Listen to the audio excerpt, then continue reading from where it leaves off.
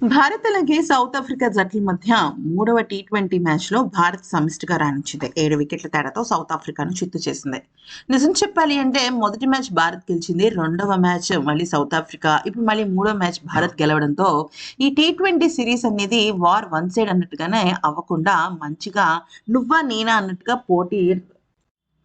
రసవత్తరంగా పోటీ అనేది సాగుతుంది. అయితే ఇక మూడో టీ20 మ్యాచ్లో బేసిక్గా బ్యాట్స్మెన్స్ కన్నా కూడా బౌలర్స్ బాగా రాణించారు భారత బౌలర్లు. ఇక దీనిపైన అలాగే సౌత్ ఆఫ్రికా జట్టు ఆట పైన ఏడెన్ మార్క్రమ్ ఏమన్నాడో ఒక్కసారి తెలుసుకుందాం. అంతకన్నా ముందు దయచేసి ఒక లైక్ ఇవ్వండి ఫ్రెండ్స్. లైక్ ఇచ్చినట్టయితే మేము ఎటువంటి అప్డేట్ పెట్టినప్పటికీ కూడా మీకు వెంటనే తెలుస్తుంది. అసలు ఇంతకీ మార్క్రమ్ ఏమన్నాడంటే, బ్యాటింగ్కు కఠినమైన పరిస్థితులు, భారత బౌలర్లు సరైన లెంత్లో బౌలింగ్ చేశారు. అయితే ఇక మేము వరుసగా 4-5 వికెట్లు కోల్పోయాము. భారత బౌలర్లకు క్రెడిట్ ఇవ్వాలి. టెస్ట్ మ్యాచ్ డెలివరీలు వేశారు. వాటిని ఎదుర్కోవడం సవాలుగా మారింది. భవిష్యత్తులో ఇలాంటి పరిస్థితులు ఎదురైతే వాటిని ఎదుర్కోవడానికి, అలాగే తిరిగి ప్రత్యర్థి పైన ఒత్తిడి తీసుకురావడానికి మేము కొత్త మార్గాలు కనుక్కోవాలి. అంటే ఫ్రాంక్లీ చెప్తున్నాను, నాకు ఆ మార్గాలు అయితే తెలీదు. భారత్ కంటే మా మా మెరుగైన ప్రదర్శన అనేది నేను చెప్పలేను.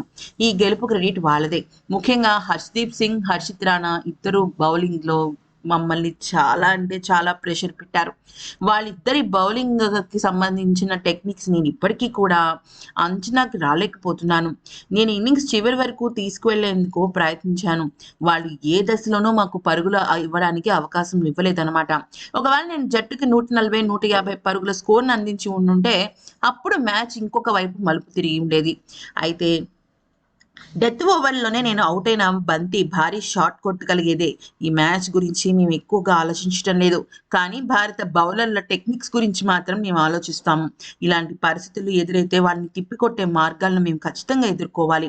ఇక ఒక్కొక్కసారి బ్యాట్స్‌మెన్, ఇంకొకసారి బౌలర్స్ ప్రతిసారి కూడా భారత్ ఏదో ఒక ఆయుధంతో మా ముందుకు వస్తుంది. ఇలాంటి పరిస్థితుల్లో టార్గెట్ చేయాలనుకునే బౌలర్‌ని ఎంచుకోవాలి. అందరిపైన ఎదురుదాడి చేయకుండా ఒక్క బౌలర్ పైన మాత్రమే విరుచుకుపడాలి. ఇక భారత్ ఆరంభం బాగుంది. వారు ఎప్పుడైనా స్పష్టమైన ప్రణాళికలతో ఆడుతున్నారు. ఈ క్రెడిట్ పూర్తిగా అభిషేక్ శర్మకు కూడా ఇవ్వచ్చు. బ్యాటింగ్‌లో తనదే హవా అని అనుకుంటున్నాను. ఆరంభంలో మేము సరైన లెంగ్త్‌లో బౌలింగ్ చేయలేదు. దాంతో భారత్ పవర్ ప్లేలో 60కి పైగా పరుగులు చేసింది. ఆ తర్వాత మేము అద్భుతంగా బౌలింగ్ చేసి పుంజుకున్నాం. మా లెంగ్త్‌లో మేము బౌలింగ్ చేస్తూ ఆటను ముందుకు కొనసాగించాం.